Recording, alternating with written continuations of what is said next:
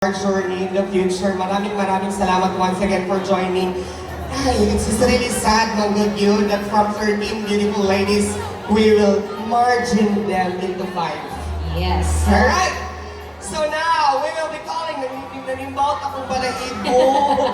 I really have these goosebumps with me kaya it's not easy to, matanggal ang the rest, kanilima na lang to continue the race.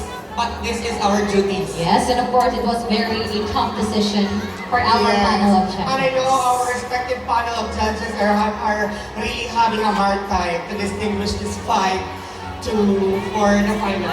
Yes. Alright, and our first spot for our top 5 in no particular order.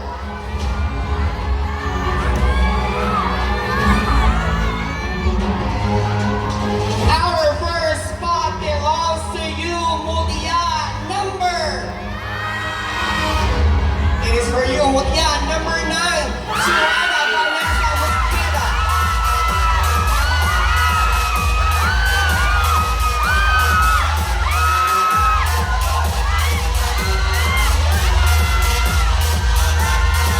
Wow! Our Mutya number 9. And of course, for our next spot, you are part of our top 5. Who's your man? You are part of our top 5. Mutya number 13, Missy Francine Lucena.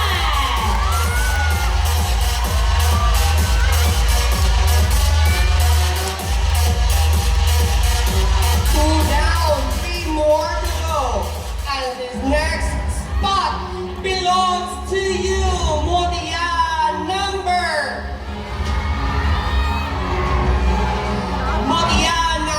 7. Tonight, Coronation Bigan.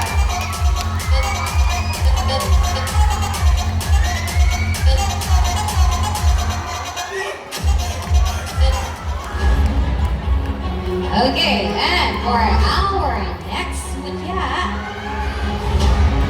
that is part of our top 5. Please join them in front. Mutya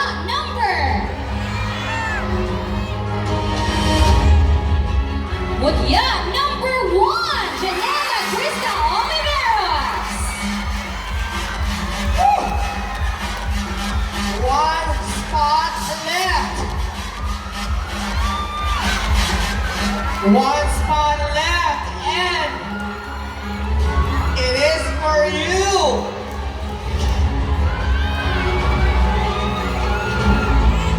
Mutya number. The last spot is for you, Mutya number 8, Karil Shane Shaganas. Wow!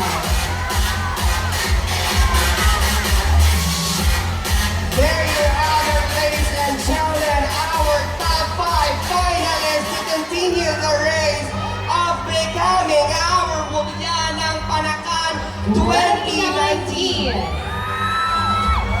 So to those who didn't make it to our top 5, ladies, once again, heartfelt thanks for you guys. Maraming salamat po. Thank you for joining. A round of applause, please, for those who didn't Give a make round our of top 5. applause. Thank you so much. You did your best. Once again, it's not just only the end, but Yes, this is the exactly. beginning. We really appreciated your presence to be in this competition. Thank you so much. And for our top 5, beautiful ladies, please step backward for our question and answer portion. Wow, congratulations in advance for our top 5.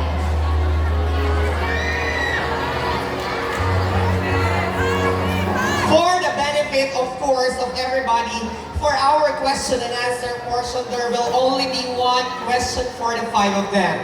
Therefore, the remaining candidates, of course, right after before we ask our candidates of our top 5, the other ladies will be put in the isolation booth. Wow, sa siya.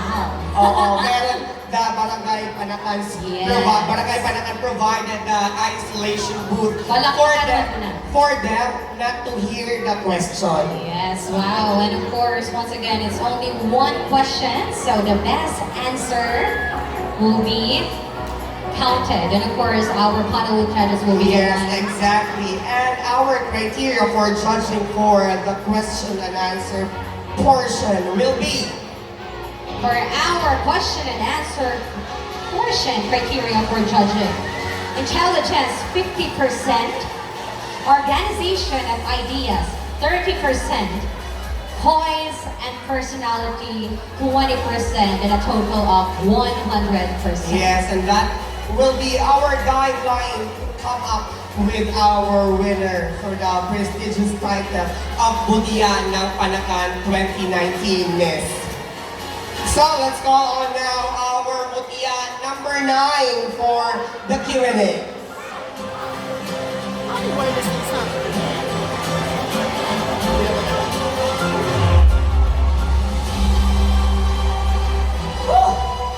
It is really been an upside down journey because we Yes. didn't know na sila because they are all beautiful and pretty and they have their advocacies with them with, you know, Yes, it's not just only beauty, very but timely. also Yes. great. So we have here our Mutya number 9. Hi, ma'am.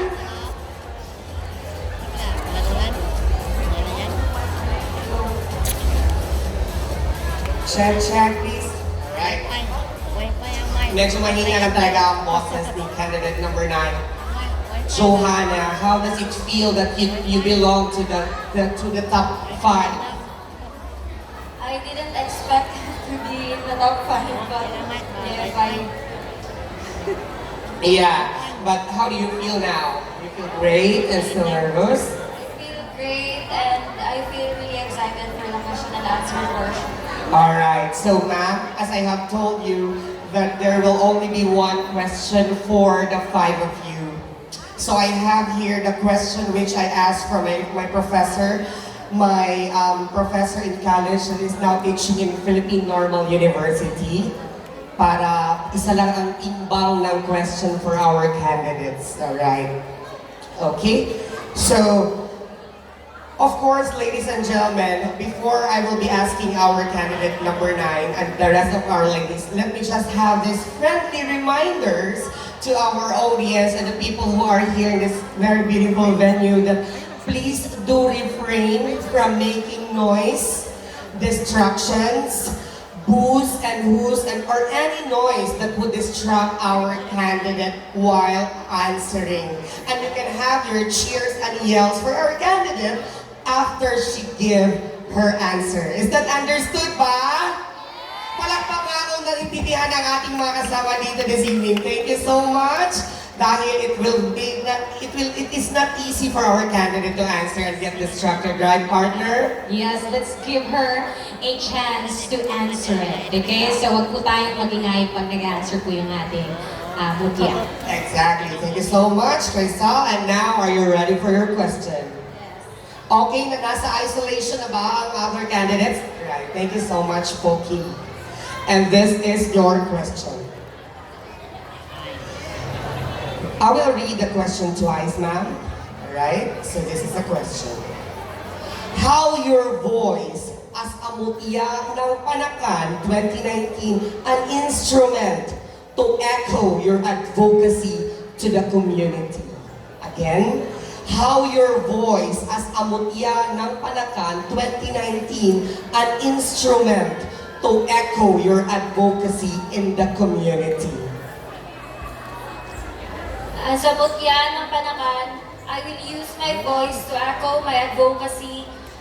I will use my voice as an instrument to echo my advocacy through encouraging students like me to simply acts of saving our mother nature, like picking up trashes, segregating our waste in our households, and then participating in school activities like tree planting, coastal cleanup, and etc. Thank you. Thank you so much. Mutya number 9, Miss Johanna Vanessa Mosqueda. Thank you very much. Yes, what a really nice answer. We love her. Wow. Hindi lang natin pwede magbigay ng mga views and opinion natin because the other candidate is approaching. Yeah. Bawal tayo magbigay ng clues. Alright, let's call on now our next candidate. Let's have now Mutya number 13, Missy Francine Lucena.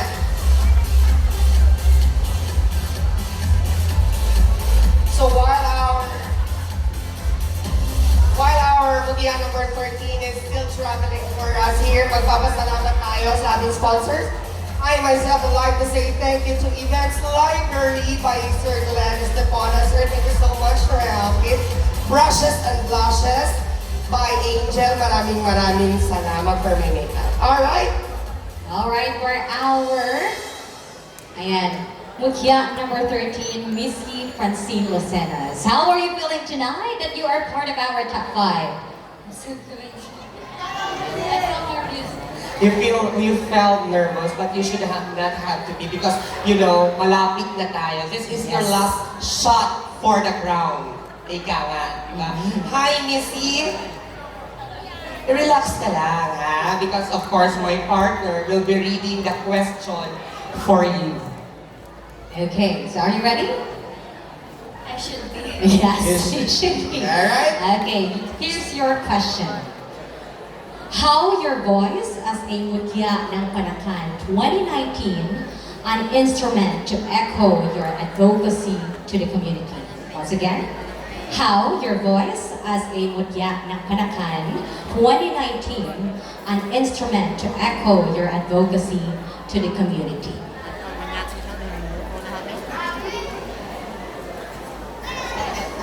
Can you again? Okay, we'll read it once again for you. How your voice as a Mutya ng Panacan 2019 an instrument to echo your advocacy to the community. If I will be crowning Mutya ng Panacan 2019 tonight, I will use my voice to influence and to be an inspiration to everyone, especially the young generation and the millennial, as I am a strong, independent woman, because as we know that my advocacy is focused on my disease, but I know that I can be a inspiration. My story can be inspiration for other people to be there, to be focused in themselves and to believe in themselves, so that they can achieve what their dreams and my dreams. And one of my dreams is to be Mutya ng Panacan 2019. Thank you. There you have it, ladies and gentlemen, our Mutya number 13. Missy Francine Lucenas. Thank Exactly. you so A round of applause, please, much. everybody. Iba-iba kasi ang kanilang, you know? Yes. Oo. So let's call on our next For our next Mutya, let's call on Mutya number 7, Fly Jonessa Bandiga. Alright. So while our candidate number 7 is still approaching, magpapasalamat tayo House of Beauty Makeup Studio by Wealthy Broadcast, the official provider for the casual attire and Miyuki's collection. By Miyuki National, the official provider for the top 5 finalists of White Filipiniana gown. Honorable Dante Alapostol for the sound system. Sir, thank you so much, sir. Always and forever supportive. Emotions Davao by Rafa Deliarte. Fairy Concepts, maraming salamat. RDL Pharmaceuticals, thank you. And It's Your Event by Jazz Madronial, maraming salamat. Barangay Sasan, Barangay Bunawan for the stage, maraming salamat. Rain Audio Video Lights, maraming salamat din. Richard Padilla Photography. SK Council of Panacan, spearheaded by, of course, Honorable Ryan J. Calza. Sir, thank you so much. And this is, of course, funded by this event is funded by the SK, sir. Thank you. And the Barangay Council of Panacan, spearheaded, of course, by the father of the Barangay Panacan, Honorable Dose Apostol, sir. Thank you so much. All right. Alright, now we're looking at number 7 is already here. We have here the very pretty Mutya number 7. 7. Hi, Miss. guys, how are you? Fine. I'm fine. So, konti na lang, matatapos na. Again, this is your last shot for the crowd, huh? So you have to give it your best, okay? So I am going to read the question twice for you. So you give us your points of view, your answer, and your opinion about the question. And your question is, how your voice as a Mutya ng Panacan 2019 an instrument to echo your advocacy to the community. Again, how your voice as a Mutya ng Panacan 2019 an instrument to echo your advocacy to the community. Thank you for your question. My voice can be a way for the success of Panacan because we all know how education is very important. Education also is the way for a nice job, and it may lead to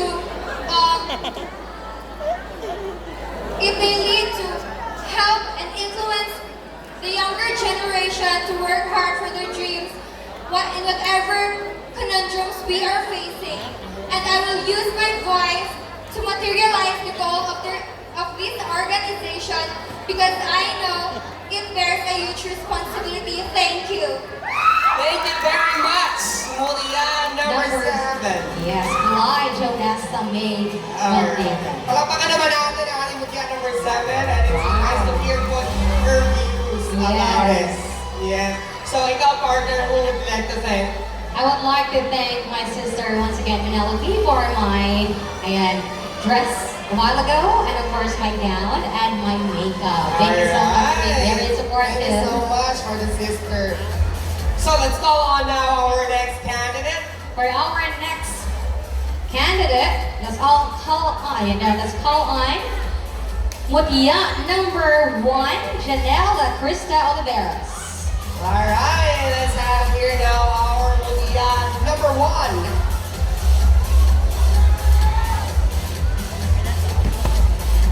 Very beautiful in blue. Yes.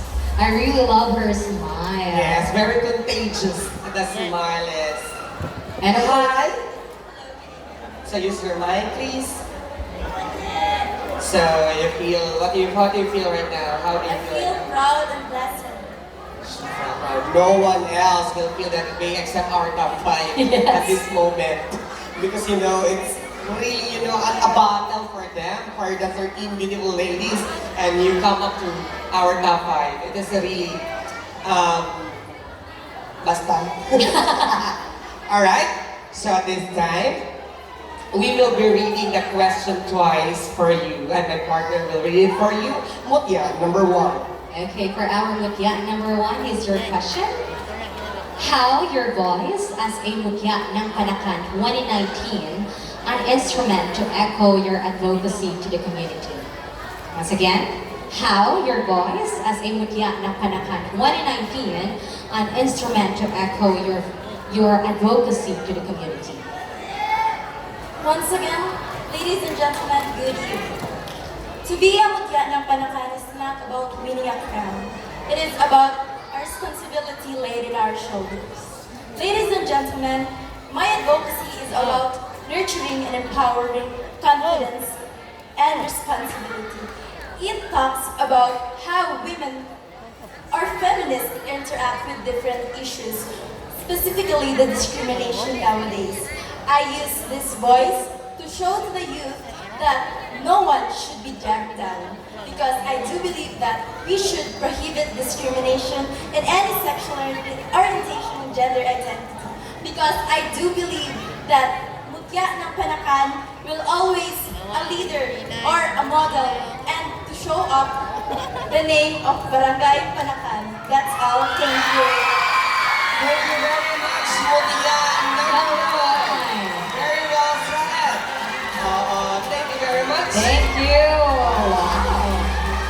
Kasi nga, when you are in the situation that you need to give your best to, para maabot mo what you are dreaming for, you have to do everything what is Yes. necessary in order for you to achieve your goal. And of course, our lovely candidates for our lovely Mutya, their goal is to win for tonight. Exactly. So job well done, Mutya. Number one, and for us to complete our Q&A, let's call on our next candidate. For our next candidate, let's call on Mutya number 8, Karil Shane Paganas.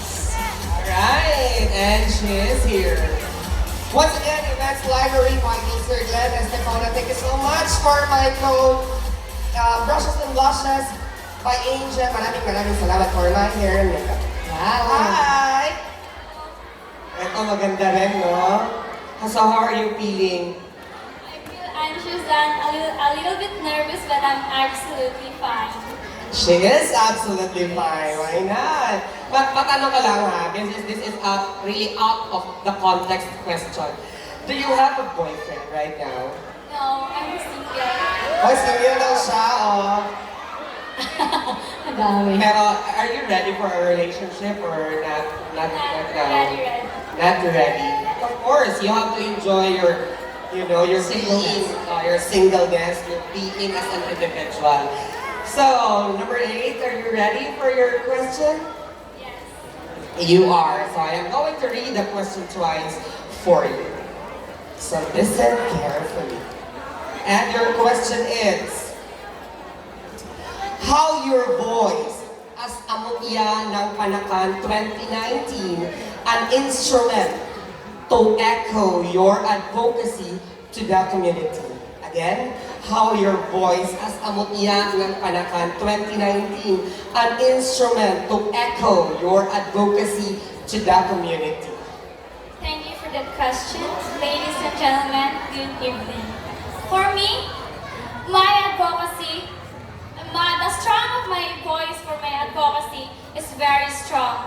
Because as a product of this generation, we all know that we live in judgmental society. And it's very rampant that many young people committing suicide and encounter depression.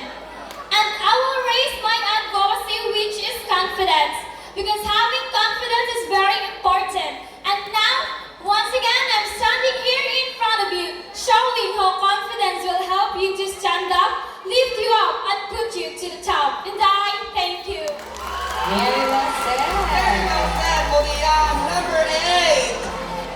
Miss Karil Shane Alright, Paganas. palapakan natin silang 5 Wow. and they really deserve a big round of applause for our top 5. It's really true. It's not just really beauty, but also intelligence or brain. Alright, so once again, as a reminder and to be guided everybody, our criteria for judging for the top 5 will be Intelligence 50%, organization of ideas 30%, and poise and personality 20%, a total of 100%.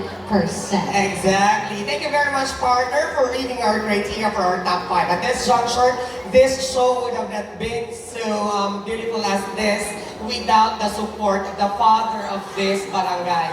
And I really attest from last year and from the previous year that how hardworking he is as a person, as a public servant. This time, it is his time to give his message to his constituent. Give a round of applause to give us his message to Father of Barangay Panacan, Honorable Dose El Apostol. A round of applause, please, everybody! Can't touch this. Can't touch this. Can't touch this. Mayong gabi kinatungkalan. Enjoy ba ka? Enjoy ba kayo mo? Enjoy, no? Ito. This is a long week celebration sa itong araw ng Panacan. No, gani naka-activity na ta last few days. This is one of the highlights ng ako ang Mutya ng Panacan. No? Ato sa ni recognize first City Councilor of 2nd District, Dante Apostol, itong Lapakan. Akong kauban sa council, happy kay Coron kay tungod majority of the councils are here. No? First of all, Kagawad Arnold Apostol, Kagawad Virgin Basalan, Kagawad Ariel Bantugan, and Kagawad Kaday. No, mura namig nagposisyon karon. Sa to ang SK official, headed by SK Chairman at the same time ang Vice President of Federation sa City, Ryan Kasan, atong aktibo nga SK Chairman, atong palakpakan, kay ila po ng sponsor karon ug ila po ng budget no, sa SK. And the rest of the SK officials, SK Kagawads, atong mga purok leaders na diri karon, syempre atong host na purok leader diri sa Mercedes, ato ang mga functionaries, barangay staff, no? Especially ato ang panel of judges. Kung wala ni sila, wala tayong mahitabo karon no? Nga competition. Syempre ato ang mga candidates, no? I-congratulate po na ko sila. Maski ang uban wala yun naka-appel sa top 5, pero makita nato no? Ang ilang effort sa ilahang pag-appeal nila, no? O kana lang siguro, nanginaot ko nga next year, aning yapon kasadya ang atuang activity, mga programa. Kung salamat po kaayo sa inyong pag-participate, pag-cooperate. Kung wala mo, dili gini magmalampuson o malambuon ng karong araw ng Barangay Panacan. At the same time, piyesta po sa atong Senior San Miguel. Kailangan nagang salamat po, maayong gabi. Round of applause once again to the founder of this barangay, Sir Gonza Pastor. Thank you so much. Yes, this is one of our highlights as we are celebrating our 18th barangay Panacan. A round of applause, please, everybody. Patagalan tayo. And of course, how progressive our barangay is. Okay na talaga? Of course, we are so thankful for staging an event like this because it is really one of the reasons why our young individuals are, of course, participating to the projects and activities of the SK Council. Of course, we have here the SK Chairman, Ryan J. Casa. Sir Ryan, thank you for initiating an event like this. Maraming salamat. And it is really a good avenue for young individuals sa ato ang mga beautiful candidates that they, of course, showcase their individuality for that. Okay, so now at this juncture, as I hosted the Mutya ng Panacan 2018, and I vividly remember how tough the competition was during her time. But of course, with her beauty and intelligence, she stand tall.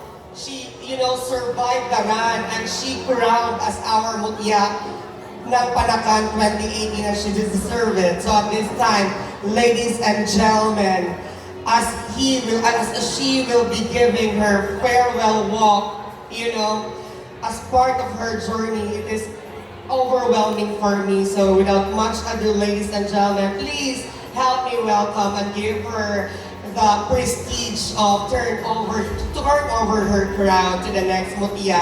Let's have here a round of applause, please, to our Mutya ng Panacan 2018, Miss Krisha Caballero. A round of applause, please, once again.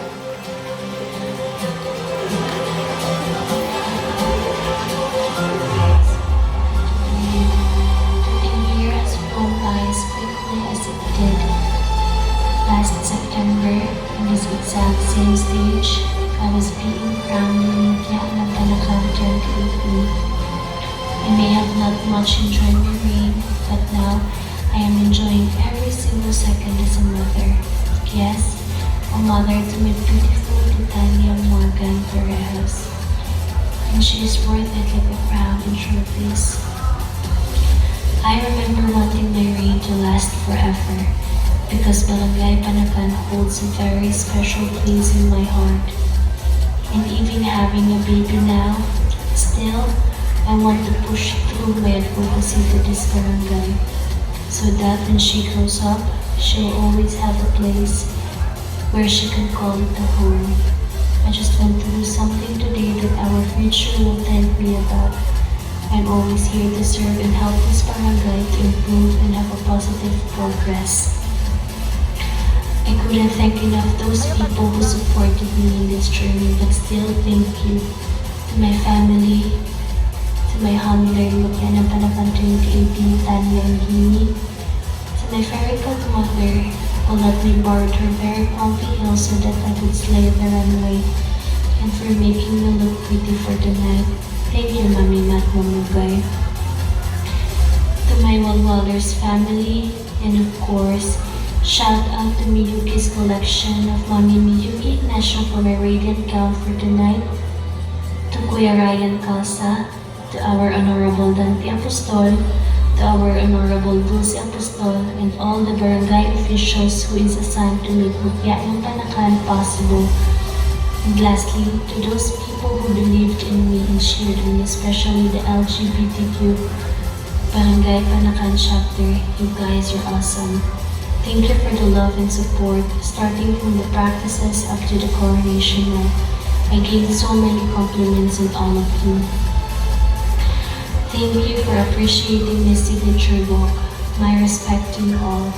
Now, 1 quick year later, I feel like it's all been a dream.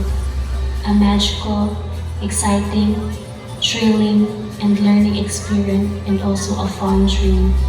As a farewell to my successor, I'll leave you with this. Be yourself. Have fun. Remember how blessed you are and do as much volunteer work with your platform as you can. I pray that you are able to use your reign to work closely with organizations you are passionate about too. I say enjoy every single second. Please know that you deserve that crown and own it. Be the best version of yourself. And lastly, I hope you can represent Barangay Panacan in Mutya ng Davao soon. Godspeed. And this has been Grisha Cabanyero, your Mutya ng Panacan 2018, signing off. There you have it, ladies and gentlemen. Our Mutya ng Panacan 2018. Miss Krishna Cabanyero, thank you so much, ma'am. And of course, later tonight, you will turn over the crown to the next deserving lady of Barangay Panacan. So ma'am, just stay put for a while because later on, you will be part of the turnover. Yes, and of course, right now, once again, we will be having we will taking our sponsors for today's for tonight's competition, and of course, this pageant with Mutya ng Panacan 2019 would not be possible without our sponsors. So now it's time to say thank you to our sponsors. So please take a look.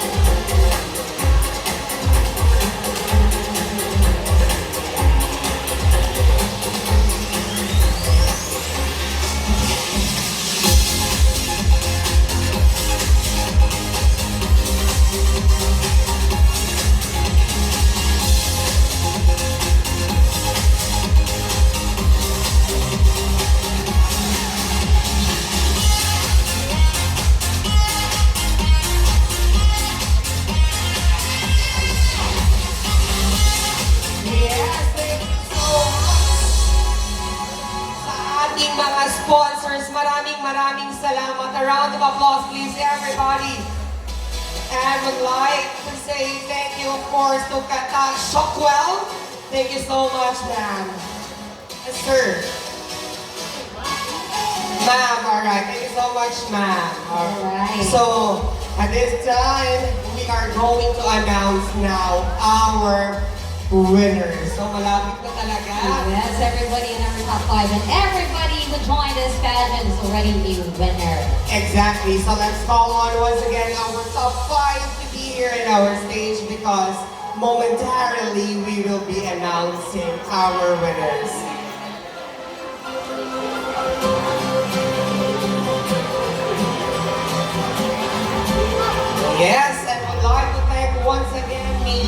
creation by Miyuki Ignacio Wow. for their beautiful white Filipiniana gown. Okay, that's so gorgeous and elegant with their white Filipino. Yes. Thank you so much once again, Miyuki Ignacio.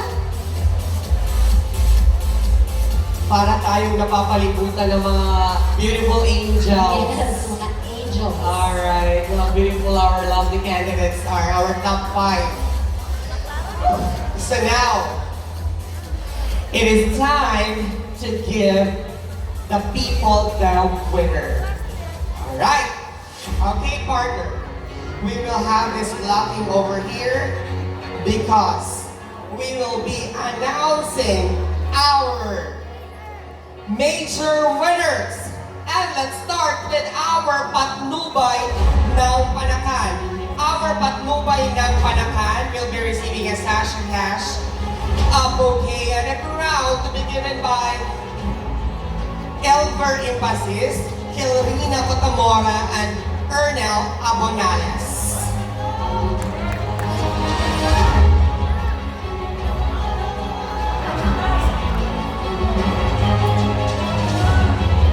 Okay, our patnubay ng Panacan will serve as our 4th runner-up partner.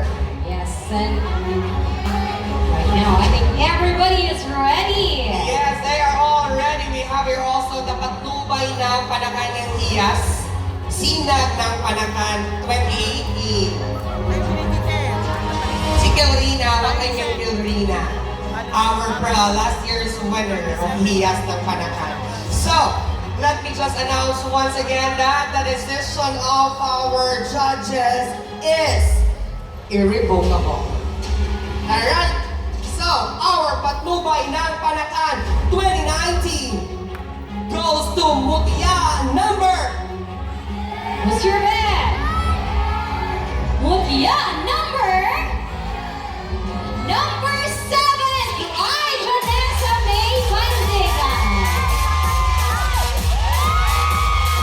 Our patnubay ng Panacan 2019. Yes, and the awards of our patnubay ng Panacan 2019 will be given by Sir Elmer Impasis, Ma'am Carolina Catamora, and Sir Ernel Abonales.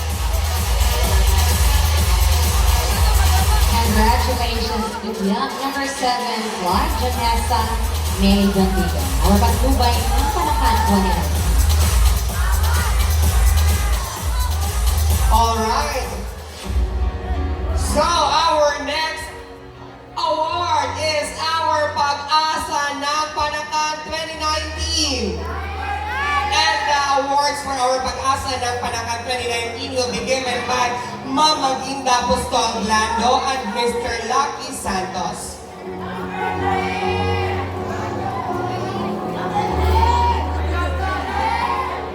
Alright.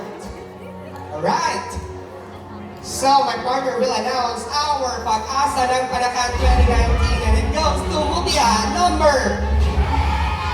Our Pag-asa ng Panacan 2019 goes to Mutya number 13, Missy Francine Lozana.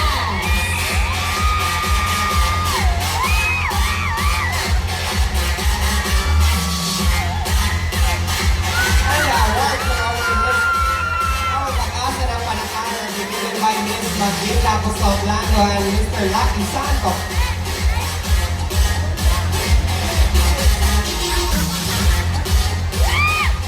Congratulations once again, our Pag-asa ng Panacan 2019, Mutya number 13, Missy Francine Lucena. And our next award, ladies and gentlemen, our Sinag ng Panacan. It will be also our second runner-up. Our Sinag ng Panacan awards will be given by Miss Yula Christina Pili and Honorable Arnold Apostol. Please do the honors to give the awards for our Sinag ng Panacan.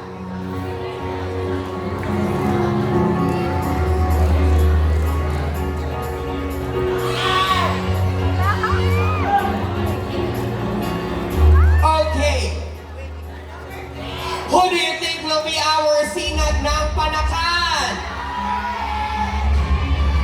anniversary.